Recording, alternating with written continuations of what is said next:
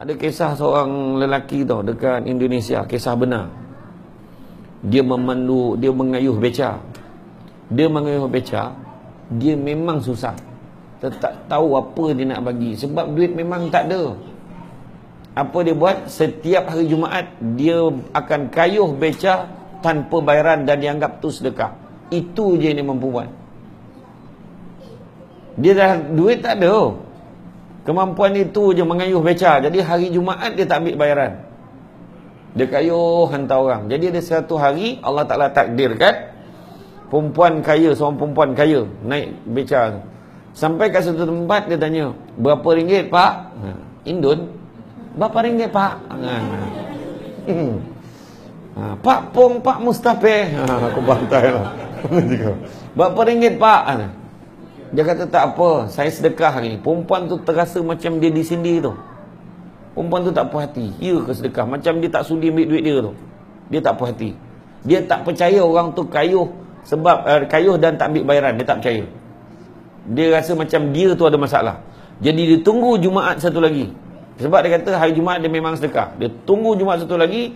Dia naik beca tu, kali ni dia tunjuk jalan yang paling jauh sekali. Dia nak tengok orang ni sanggup tak ambil percuma. Dia kayuh lah, kayuh sampai kat situ. Turun, berapa ringgit? Tak, hari Jumaat saya memang sedekah. Yang pemandu beca ni tadi, pengayuh beca, dia tak perasan perempuan ni sebab ramai yang dia bawa. Dia tak ingat. Betul ke ni? Betul, dia kata. Lepas tu dia macam terasa hati, tak apa.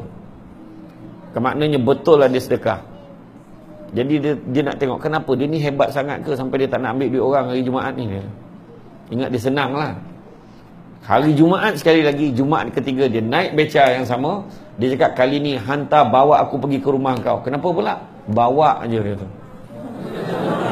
Rumah dia pula. Sampai kat rumah dia. Ni kisah benar atau bukan kisah saya buat-buat? Cuma yang Pak Pong, Pak Mustafa tadi saya tambah. Yang lain semua betul. Sampai dekat rumah dia, dia tengok rumah dia sederhana, kecil.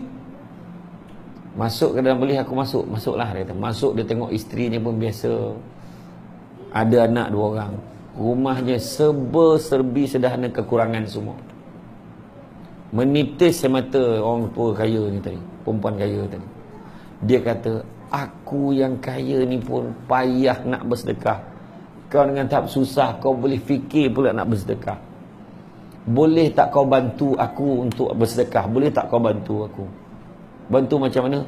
Sudi tak kau terima sedekah aku? Kalau tidak, kau tak bantu aku bersedekah. Jadi pengayuh beca ni sebersalah, dia kata, bolehlah, aku setuju. Dia belanja satu keluarga dengan dia, sama-sama pergi umrah. Kisah benar. Bukan kata apa, nak tunjukkan apa, Allah Ta'ala balas. Dia tak pernah mengharap pun apa yang dia nak dapat. Dia buat sedekah, rezeki tak disangka-sangka, nampak? Jadi itu sebabnya, janganlah Kang masuk ni, tak apalah kita, siapa nak buat kita pergi umrah. Jangan tanya macam tu. Maknanya bagi je. Okay, betul.